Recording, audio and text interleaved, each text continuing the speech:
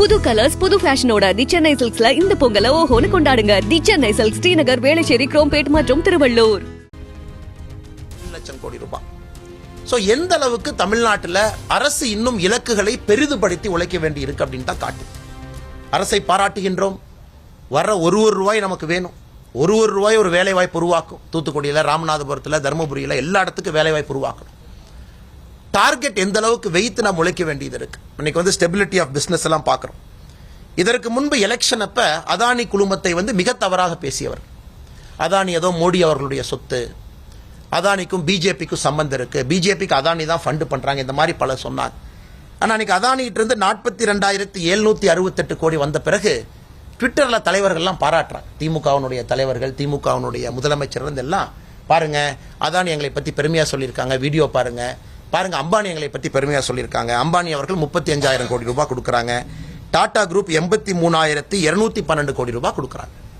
So எந்த அளவுக்கு தமிழகத்தில் அரசியல் எல்லாம் விட்டு சில கட்சிகள் தமிழகத்தினுடைய முன்னேற்றத்திற்காக மட்டும் பாடுபட வேண்டும் என்பதை இந்த இன்வெஸ்ட் தமிழ்நாடு நமக்கு சொல்லுகிறது.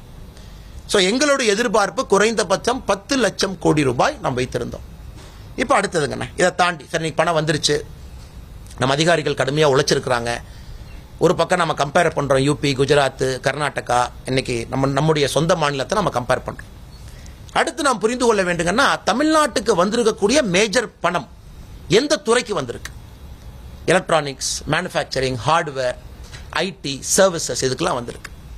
இந்த எல்லா துறைக்கும் நம்முடைய பாரத பிரதமர் நரேந்திர மோடி அவர்கள் production linked incentive scheme PLI அப்படின்னு ஒரு திட்டத்தை கொண்டு வந்த பிறகு இது அனைத்தும் கூட மிக வேகமாக இந்த துறைகளுக்கு இன்வெஸ்ட்மெண்ட் வர ஆரம்பிச்சிருக்குங்கண்ணா.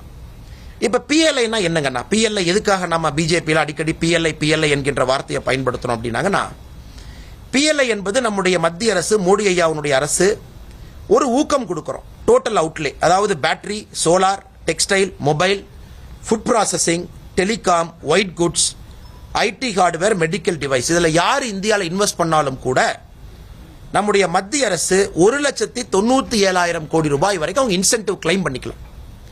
இதுவரைக்கும் 95,000 கோடி ரூபாய் கிளைம் பண்ணியிருக்காங்க. ஸோ 1,97,000 கோடி ரூபாய் நம்ம இன்சென்டிவ்க்கு ஒதுக்கி வச்சிருக்கோம். ஆனால் நீங்க போய் ஆப்பிள் உள்ள போன் வர்றீங்களா, நீங்க வந்து ஒரு கம்பெனி தமிழ்நாட்டில் ஆரம்பிக்கிறீங்களா, தெலங்கானாவில் ஆரம்பிக்கிறீங்களா, உங்களுக்கு 1,97,000 கோடி ரூபாய் இன்சென்டிவ் நாங்கள் கொடுக்குறோம். அந்த அளவுக்கு நீங்க கிளைம் பண்ணிக்கலாம் உங்களுடைய கெப்பாசிட்டியை பொறுத்து. இதுவரை 95,000 கோடி ரூபாய் கிளைம் ஆயிருக்கு. இன்னைக்கு பாத்தீங்கன்னா குஜராத் சமிட்ல கிளைம் ஆகும் கொஞ்சம் பணம், நம்ம தமிழ்நாட்டில் நாம கொஞ்சம் கிளைம் பண்ணுவோம். ஸோ 1,97,000 கோடி ரூபாய் நம்ம கொடுத்த PLI அவுட்லேல இன்னைக்கு எல்லா நிறுவனங்களும் அந்தந்த மாநிலங்களுக்கு போய் இன்வெஸ்ட் பண்ணணும், மத்திய அரசனுடைய PLI பயன்படுத்திக்கணும்னு பாக்குறாங்க. இந்த PLI மூலமாக இந்த இன்வெஸ்ட் தமிழ்நாடுக்கு முன்னாடி வந்த பணம் மட்டுமே Foxconn, Pegatron, Wistron, Tata electronics 4 நிறுவனங்கள் மத்திய அரசினுடைய PLI இதை பயன்படுத்தி 31,000 கோடி ரூபாய் தமிழகத்தில் உள்ள வந்திருக்காங்க. ஸோ ஒரு வெளிச்சமா பார்த்தீங்க அப்படின்னாங்கன்னா நாம் போக வேண்டிய தூரம் இன்னும் ரொம்ப தூரம் இருக்கு. இன்னும் ரொம்ப தூரம் நம்ம பயணிக்க வேண்டியது இருக்கு. அதுவும் குறிப்பாக தமிழகத்தில் வளர்ச்சி குறைவாக இருக்கக்கூடிய மாவட்டங்களுக்கு இன்னும் அதிகமாக நாம் ஊக்கம் கூட வேண்டியிருக்கு. இன்னொரு ஸ்டாட்டிஸ்டிக்ஸுங்கண்ணா, 2019 அக்டோபர்ல இருந்து 2023 செப்டம்பர் வரைக்கும், 2019 அக்டோபர், 2020, 2021, 2022, 2023 பார்த்தீங்கன்னா இந்தியாவில் எந்தெந்த மாநிலங்கள் அதிகமான பணத்தை ஈட்டுகின்றார்கள் FDI மூலமா? Maharashtra $61 billion, Karnataka $47 billion, Gujarat $34 billion, Delhi $28 billion, Tamil Nadu $9 billion. இன்னைக்கு 5வது இருக்கும் இந்தியாவில் FDI அட்ராக்ட் பண்ணக்கூடிய நம்முடைய மாநிலமா.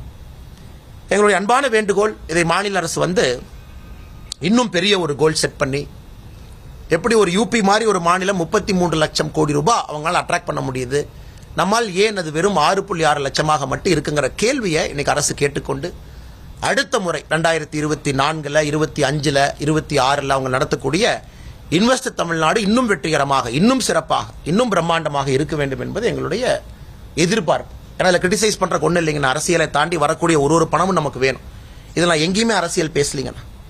வந்த 6,60,000 கோடியும் வரவேற்கின்றோம்.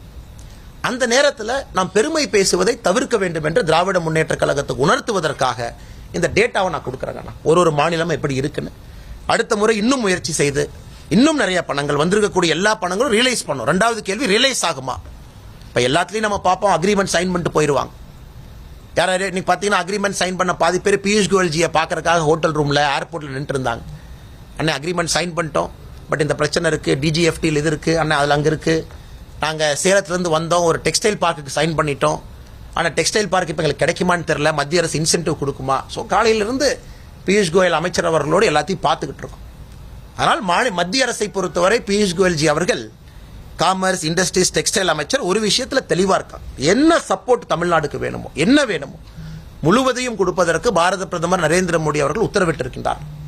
இந்த அமௌண்ட் ரியலைஸ் ஆகிறதுக்கு அவங்களுக்கு என்ன சப்போர்ட் வேணுமோ நாங்கள் செய்து கொடுக்கின்றோம் என்று காலையில் அவருடைய ஹோட்டலில், கோடம்பாக்கத்தில் நம்முடைய அரசு நிகழ்ச்சியில், விமான நிலையத்தில் அவர் சந்தித்த தொழிலதிபர்கள்ட்ட இந்த விஷயத்தை சொல்லிட்டு போயிருக்கிறாங்க. இது முதல் விஷயங்கள்ண்ணா. முதல் விஷயம் உங்ககிட்ட வைக்கணும். இரண்டாவது, நம்முடைய யாத்திரையை பொறுத்தவரை இன்னைக்கு 144 தொகுதிகளை கடந்திருக்கின்றோம். இன்னும் ரொம்ப தூரம் போகணும், 90 தொகுதிகள் போகணும். தருமபுரி வரை வந்திருக்கின்றோம். நாளையிலிருந்து மறுபடியும் கிருஷ்ணகிரி அந்த பகுதியில் திரும்ப ஆரம்பிக்கிறோம். ஒரு பெரிய ஒரு எழுச்சியாக நடந்து கொண்டிருக்கிறது. நாங்கள் எதிர்பார்த்ததை விட குறிப்பாக கிராமப்புற பகுதியில் நேற்று மேச்சேரியில் இருந்தோம், நேற்று அரூரில் இருந்தோம், நேற்று பாப்பிரெட்டிப்பட்டியில் இருந்தோம். அங்கெல்லாம் போகும்பொழுது எந்த அளவுக்கு மக்களுக்கு கஷ்டம் இருக்கு, எந்த அளவுக்கு விவசாயம் பொய்த்து போக ஆரம்பித்திருக்கிறது, நீர் மேலாண்மை எந்த அளவுக்கு ஒரு கேள்விக்குறியா இருக்கு. செய்திகளை உடனுக்குடனும் துல்லியமாகவும் தெரிந்து கொள்ள சப்ஸ்கிரைப் பண்ணுங்க.